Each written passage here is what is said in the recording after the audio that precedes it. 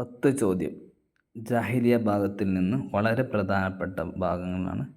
വഖദ് ഇസ്തഖ്ദമ ഇംറുൽ ഖൈസ്. ഇംറുൽ ഖൈസ് ഉപയോഗിച്ചു കലിമത്തു അറസ്വാത്ത്.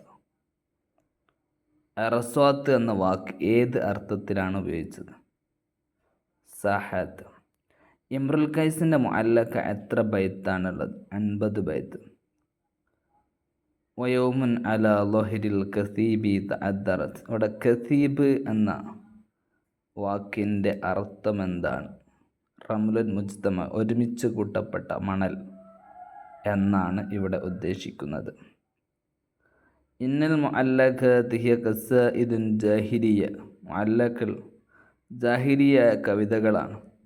അൻകറ കസീറും മിനന്നാസ്, ജനങ്ങൾ അധികരിച്ച ആൾക്കാർ നിഷേധിച്ചു. തഅലീഖുഹ അലൽ കഅബ, കഅബയുടെ മേൽ കെട്ടിയതിനെ നിഷേധിച്ചു.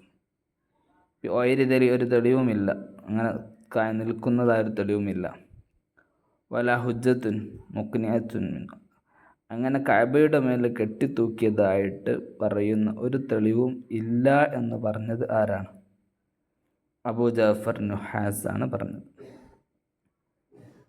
അടുത്തത് ഹറജ ഷാബു മിൻ കുൻഫി അബീഹി.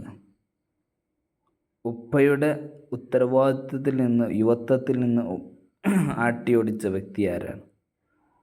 അദ്ദേഹം ഒരു നാട്ടിൽ നിന്ന് അടുത്ത നാട്ടിലേക്ക് ഇങ്ങനെ യാത്ര പോയി. അദ്ദേഹം ആരാണെന്ന് ചോദിച്ചത് ഇംറുൽ ഖൈസ്.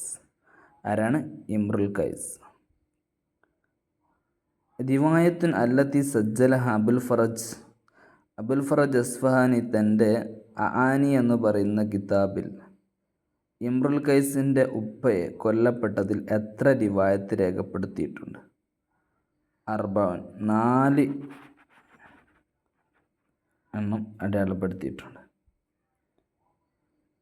അടുത്തത് യഖൂലൂന ഇന്നഹു ഇല്ലാ ഹസനുൻ ഫി ശിഅരി വ ഇല്ലാ ബഅദ അനിസ് സുഖ്ഫി വ ഇല്ലാ ജമാലി കസീരി മിനൽ മആനി ഫി ഖലീൽ.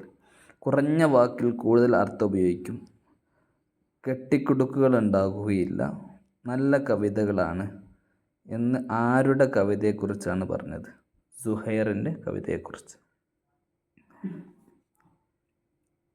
ഇഖ്വാ മാ റവ അൻ ഇഖ്വാ എന്നിവരെ തൊട്ട് റിവായത്ത് ചെയ്ത് അറിയപ്പെട്ടത് ആരാണ്?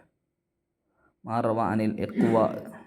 ജാഹിലിയ കാലത്തിൽ ഇഖ്വാ എന്നിവരെ തൊട്ട് റിവായത്ത് ചെയ്ത കവി ആരാണ്? നാബിയ. ഉമർ റളിയല്ലാഹു അൻഹു ഒരു കവിയെപ്പറ്റി പറഞ്ഞു, അന്നഹു ഷാഇറുൻ ശുഅറാ, ഏറ്റവും നല്ല കവിയാണ്, കലാമിൽ കടുപ്പം കൊണ്ടുവരാത്ത കവിയാണ്. ആരെക്കുറിച്ചാണത്? സുഹൈറിനെ കുറിച്ചാണ് പറഞ്ഞത്.